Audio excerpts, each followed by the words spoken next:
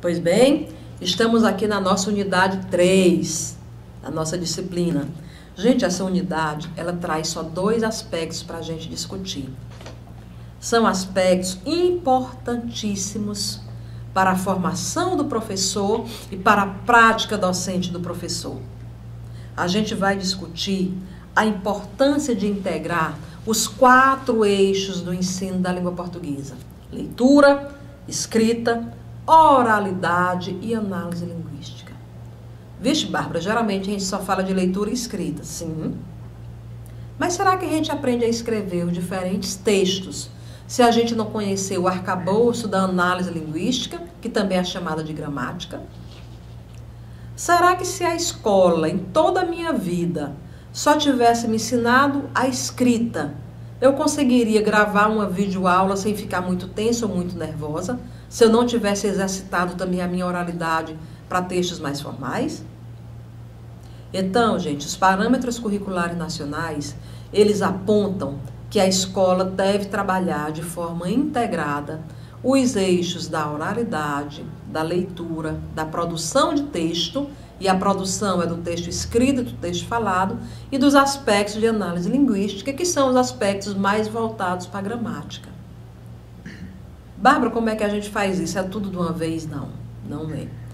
Por isso a importância do planejamento da disciplina e do planejamento da aula. Na nossa próxima videoaula, que é referente à unidade 4, a gente vai discutir exatamente sobre planejamento. Não dá, gente, para abordarmos numa mesma aula, por exemplo, todos esses aspectos.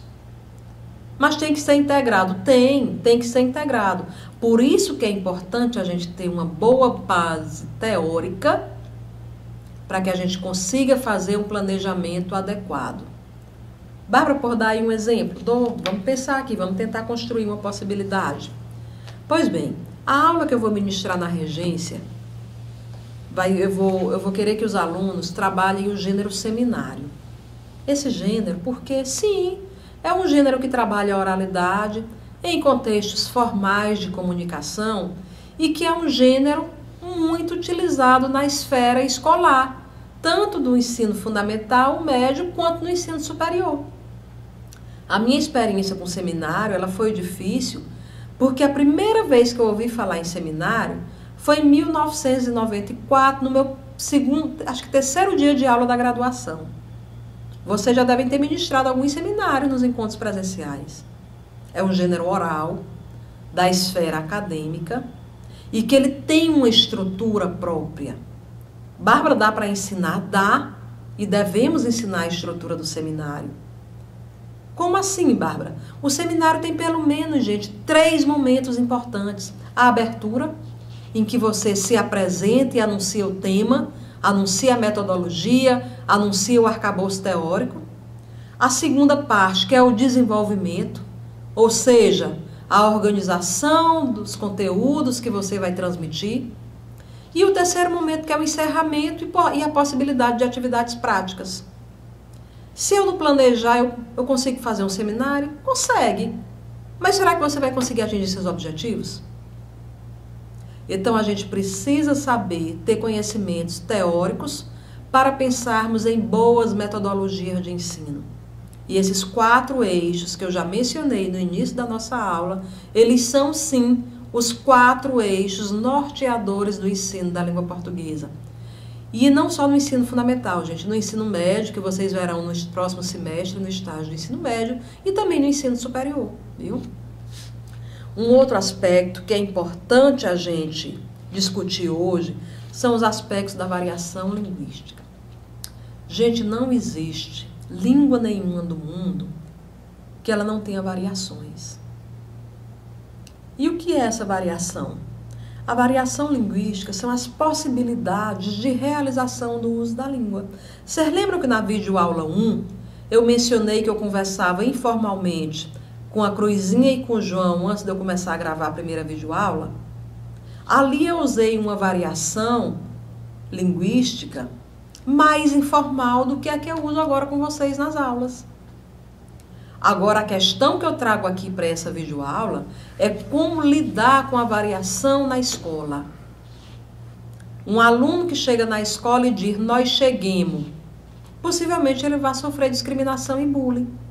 Mas ele está falando errado? Tá não.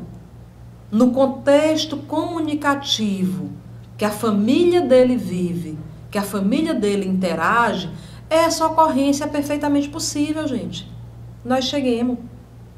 Agora, nós como professores, vocês professores em formação, precisam compreender que a variação linguística existe, que ela precisa ser respeitada, que o preconceito linguístico é um dos preconceitos mais cruéis que existe, porque ele silencia o sujeito.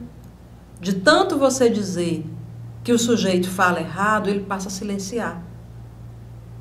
Quantos de nós não já tivemos em momentos em que um jovem ou um adulto também não alfabetizado ou em processo de escolarização diz, professora, meu problema é que eu não sei escrever.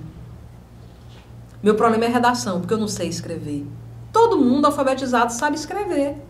A questão é se apropriar, talvez, de algumas normas ortográficas, sintáticas, semânticas do uso da língua portuguesa. Então, esse aspecto da variação, queridos alunos, a gente precisa olhar com a compreensão teórica e com a sensibilidade de educador. Eita, Bárbara, mas se eu disser que o aluno que escreve errado, não está errado, o que fala errado, não está errado, como é que vai ser na redação do Enem? Ah, muito bem. A escola tem também o papel de ensinar a norma padrão. Então, a gente precisa respeitar, compreender que a variação linguística é um fenômeno presente em todas as línguas, ao mesmo tempo que precisamos discutir e ensinar a gramática, a norma padrão ou a norma culta, como alguns chamam da língua portuguesa. Gente, nós somos, na verdade, meio que poliglotas de uma mesma língua. A depender da situação comunicativa, há variação. Vamos supor que algum de vocês está aí assistindo essa videoaula e está recebendo alguma mensagem no WhatsApp e rapidamente está ali respondendo. Normal, todo mundo faz isso. Às vezes está aqui assistindo aula, a mãe está aflita, querendo saber de alguma coisa, algum parente, uma mensagem meio urgente. Aí você só coloca assim. Vamos supor que vocês estão no polo assistindo essa videoaula e a mãe, ou o pai, ou o esposo, a esposa, o filho, está perguntando onde você está.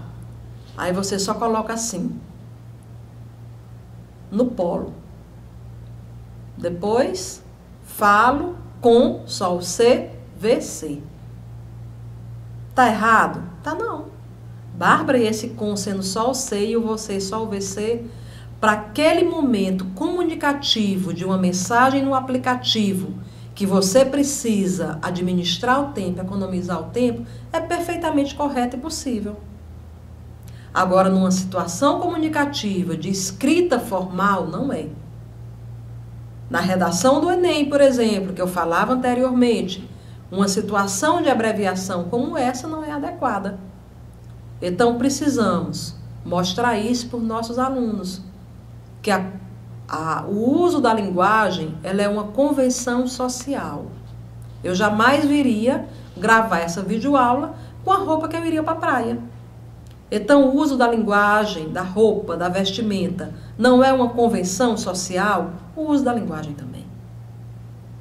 Tem formas mais adequadas e outras menos adequadas. E isso precisa ficar claro, gente. E formar alunos para a cidadania, para o exercício pleno da cidadania, é também respeitar as variedades linguísticas que os alunos usam e descobrir e discutir, né, sobre as variedades mais adequadas a depender da esfera comunicativa. Pois bem, com essa reflexão, encerramos a nossa terceira aula e nos preparamos para a quarta. A quarta a gente vai exatamente discutir como planejar uma aula e como elaborar um projeto de ensino. Boas leituras e bons estudos, caros alunos.